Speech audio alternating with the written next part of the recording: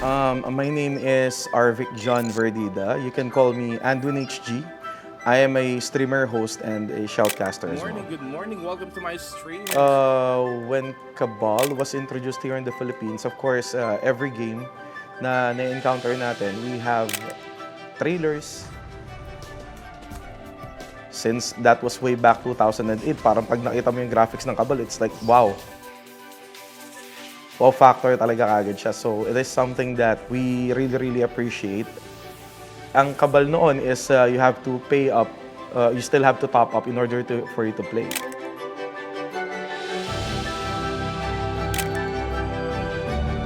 We have this computer shop kasi malapit sa may amin. So sabi ko, baka pwede ako mag-apply as caretaker ng computer shop. So nag-apply ako doon and eventually, kapag libre yung mga computers, that's the only time I get to play Cabal. Kapag tapos na yung shift ko, we go to the computer shop near our place naman. We spend quality time together. Talagang nagsaset pa kami ng meeting noon. Tapos ka na kumain, tara, punta tayo computer shop. Laro tayo.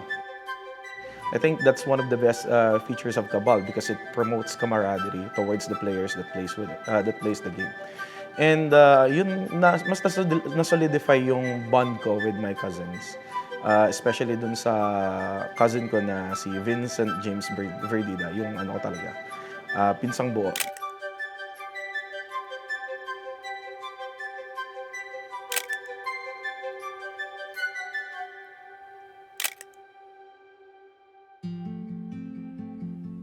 As much as we wanted to attend the first three of the domination or the first three event of Cabal, hindi namin kaya kasi nga, syempre, we have to save up money.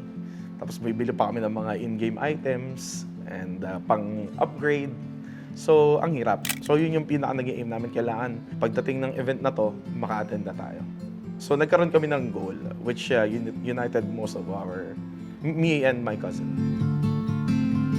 Nung umattend kami ng Domination 4, sabi ko, ganito pala ang mga on-site events. Kasi it was my first time seeing one.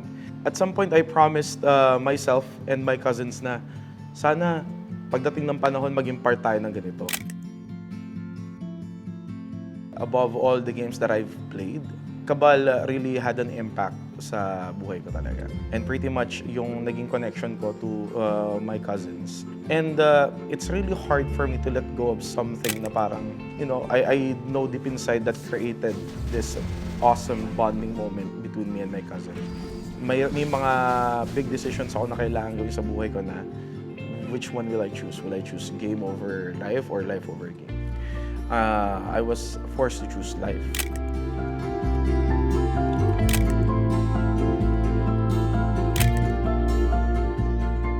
Ako yung nag-provide ng tuition fee ko.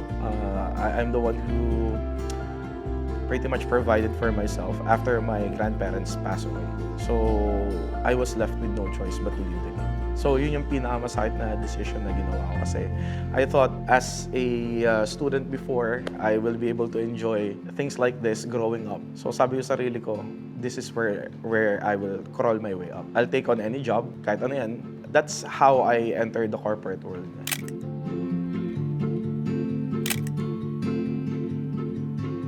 One of my main reasons why I returned in the game is my cousin. Maaga siyang nawala sa amin in a very young age. As in talagang it was so difficult to accept na parang you have a whole life ahead of you. Kasi itong pinsan ko na to, nag-grind talaga siya. Not just in the game but in real life. Nagpapilot siya ng mga account and he gets paid for it. And I don't know, then suddenly he got ill and then suddenly he's gone. So every now and then, whenever I visit his grave, sabi ko, tutuparin ko pa rin yung promise ko sa'yo. Sabi ni Sir Brian sa akin through Messenger na, will you host the Night of the Glory? Kasi magkakaroon tayo ng event, it's gonna be big, and I want you to be the one to host it. So sabi ko agad, yes, definitely. Happy ako kasi I will be given an opportunity to keep my promise to my late cousin.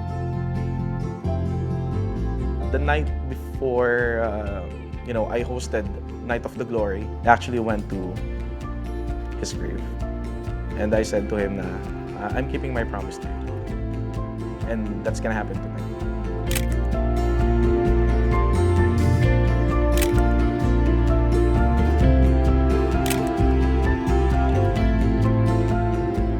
It felt surreal. It felt amazing, and I definitely felt satisfied and accomplished. Never did I thought na magiging part ako ng event na yun. We have lots of hosts, we have lots of MCs in the industry, and yet among those hosts and MCs, ako yung pinalad na mapili ni Sir Brian. So, I'm very thankful sa opportunity. An opportunity like this doesn't come like every time. So, I made the most of it, and I'm really happy with what I did.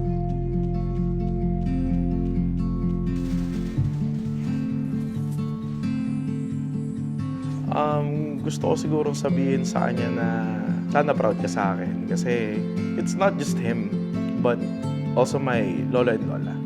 Sana proud kayo sa akin.